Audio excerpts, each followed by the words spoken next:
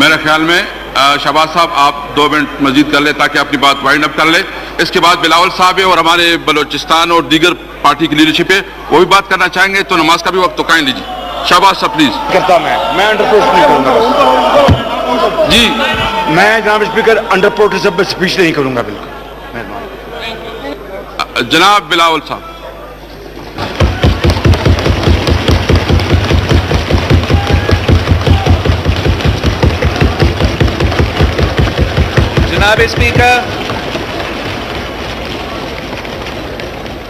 जनाब स्पीकर, अफसोस से कहना पड़ता है कि आज मेरा मेजर स्पीच है नेशनल असेंबली में।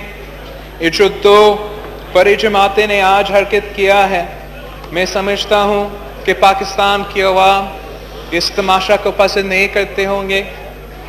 जितना पैसा खर्च किया गया इस इलेक्शन में, जितना खून दिया गया इस इलेक्शन में, हमने उन अवाम को मायूस नहीं करना था। और आज का जो एहतजाज है, एहतजाज शमूरी हक होता है, मगर मैं समझता हूँ कि ये एहतजाज जो ट्रेजरी बेंचेस से भी हुए हैं, ये भी नाकाबिल कबूल था। और मिस्टर स्पीकर, मैं एक्सपेक्ट करता हूँ कि आप अपना हाउस को आगे जाके ऑर्डर में रखेंगे।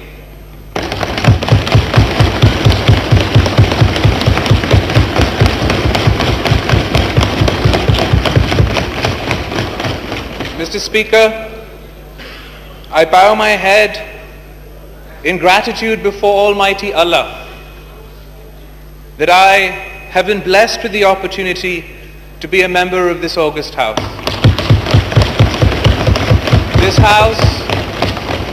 This house is the supreme institution.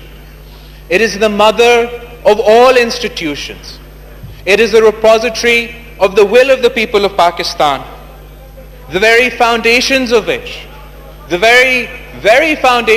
which, from the foundation stone to the 1973 Constitution, were put in place by Qaid-e-Awam Shaheed Zulfikar Ali Bhutto.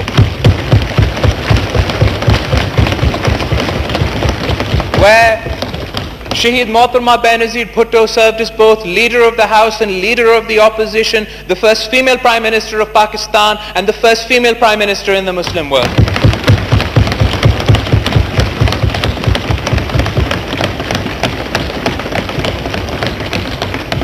It is indeed a great honor and a challenge for me to be here today. ये जो अवाम का घर है, it has survived attacks from both within and from without. And while we congratulate you, Mr. Speaker, on being elected to your office, we pray कि आप एक bipartisan manner में, एक impartial manner में, पूरी सियासी जमातों के साथ मिलकर, सब सियासी जमातों के साथ मिलकर इस हाउस का इज्जत को, इस हाउस के एहतराम को बचाएंगे, इस हाउस की सुप्रीमेटी का तहफ़्फ़ुज़ करेंगे।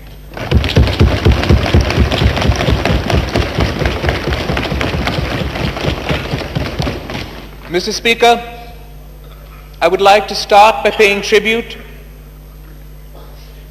to Shaheed Haroon Baloch and the 20 martyrs of the Peshawar attack. I would like to pay tribute to Shaheed Siraj Raisani and the 128 martyrs of the Mustung attack. I would like to pay tribute to Shaheed Ikramullah Gandapur. I would like to pay tribute to the 32 martyrs of the election day Quetta attack. I would like to pay tribute to all the victims of violence in this election, Mr. Speaker, from law enforcement agencies to police to the citizens of Pakistan. In an election, Mr. Speaker, that the Election Commission of Pakistan called peaceful across the country. Shame. Mr. Speaker, we've gotten used to having bloody elections after bloody elections. We lose lives we never get back. The dead never get justice. The survivors never get answers. This must change, Mr. Speaker. And this is why the Pakistan People's Party demands a full-fledged investigation into each and every terrorist attack that took place this election cycle. The facts must come out and must be presented before this House, Mr. Speaker.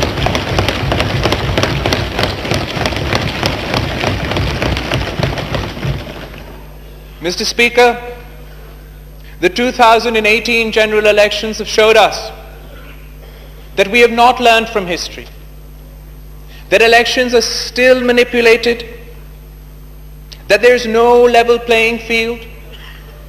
We saw media hype for some and media blackout for others. We saw some candidates get their results within 2 hours, and others it took 3 days.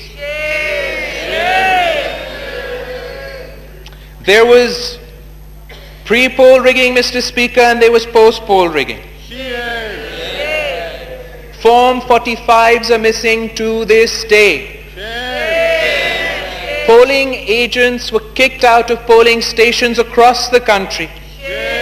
The supposed failure of the RTS system, the continued violation of the Electoral Act 2017. The list is long, Mr. Speaker, and the list is shameful, Mr. Speaker. Despite our reservations, despite having rejected the electoral process, the Pakistan People's Party decided to be a member of this House, to take part of the democratic process, to not allow for any untoward incidents towards our fragile democracy. And we took it upon ourselves to approach other political parties who had not only rejected the results, but also refused to be members of this House. And I thank all opposition parties for agreeing to be part of the democratic process, for agreeing to be part and members of this Parliament, and I believe that the Prime Minister too should thank opposition parties, Mr. Speaker. For if it wasn't for the opposition parties, Mr. Speaker, you would not be sitting on your chair, the Prime Minister would not have his chair, and Khuda na khasta we'd be facing a constitutional crisis. The Pakistan People's Party has always preferenced parliamentary supremacy, always guarded democratic rights, but this does not mean that we will let anyone get away with the discrepancies of this election, and we therefore join all other opposition parties in demanding a parliamentary commission to investigate these discrepancies. This commission should be formed with members of both houses of the National Assembly and Senate of Pakistan. Let the truth come out, Mr. Speaker. And it's beyond just accusations of election rigging, Mr. Speaker. We must assess what it has cost for Khan Sahib to take this space today. Because it has cost us dearly, Mr. Speaker. We've compromised on our democracy. We've lost our freedoms. Freedom of association, freedom of dissent, freedoms of the press. We've compromised on our fundamental human rights, Mr. Speaker. We've ceded space of this Parliament. We've weaponized 62 and 63. We've mainstreamed extremism. We've exploited religion for political gain. We've pitted one Pakistani against another, Mr. Speaker. And worst of all, we've taught an entire generation of Pakistanis that might is right. I hope, Mr. Speaker, that the price we've paid is worth paying, because we'll be paying this price for generations to come. In addition to these challenges, Mr. Speaker, in addition to these democratic challenges, Mr. Speaker, our country faces many problems. Our Prime Minister-elect has promised to deliver a roadmap within his first 100 days. I look forward to seeing how he will create 10 million new jobs, build 5 million new homes, end poverty, end corruption, end our water crisis, reinvigorate our industries, support our farmers, and lest we forget, create the South Punjab province.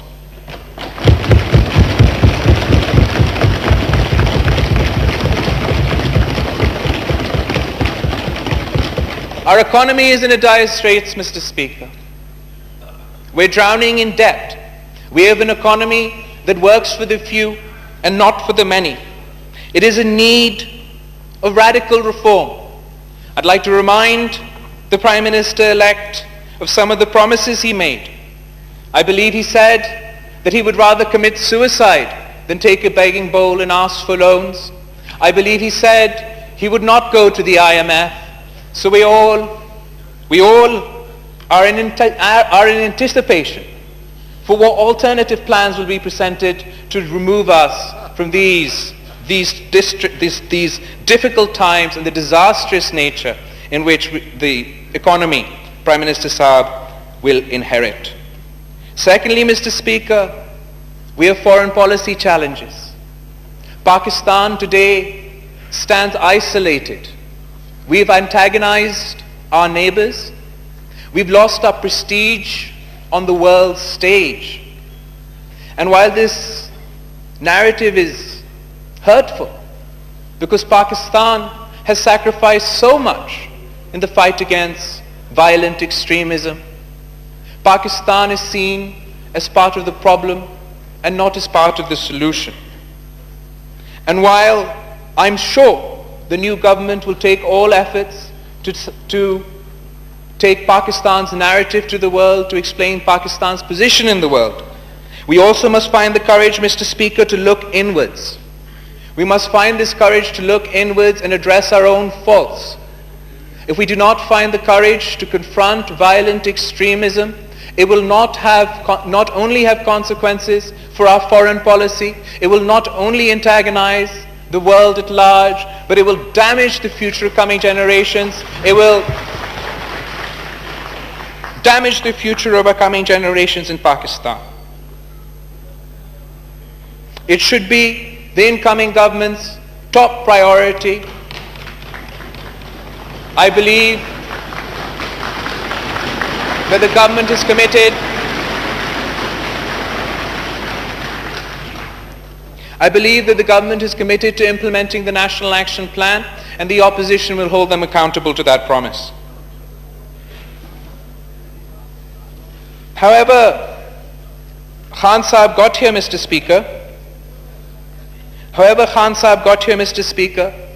He is now to be the Prime Minister of this worthy nation.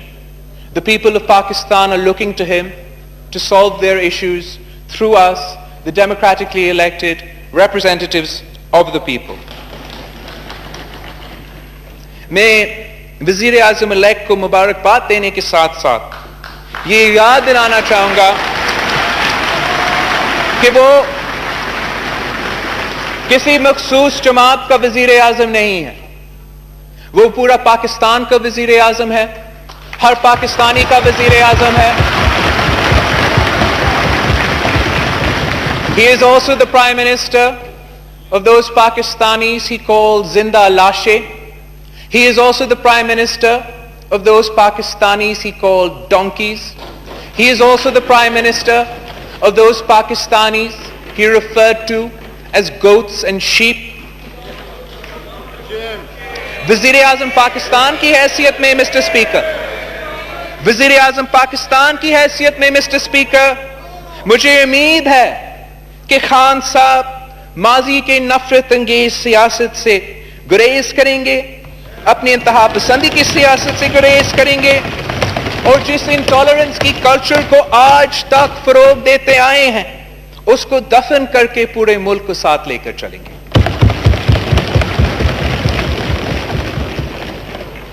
Agar the Prime Minister-elect persists in spreading intolerance, fanning the flames of bigotry, if he undermines the dignity of this House or the supremacy of the Constitution of Pakistan, he will have to go through us and he will find us opposing him every step of the way. Because the Pakistan People's Party has never and will never compromise on the interests of the people of Pakistan, compromise on the interests of democracy, or compromise on the interests of this great country.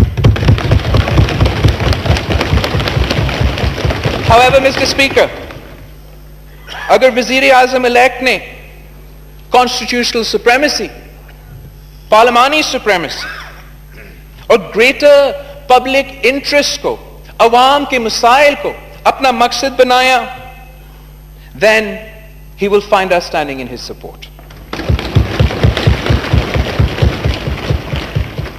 Finally, Mr. Speaker, I'd like to thank and congratulate the Prime Minister-select and wish him good luck.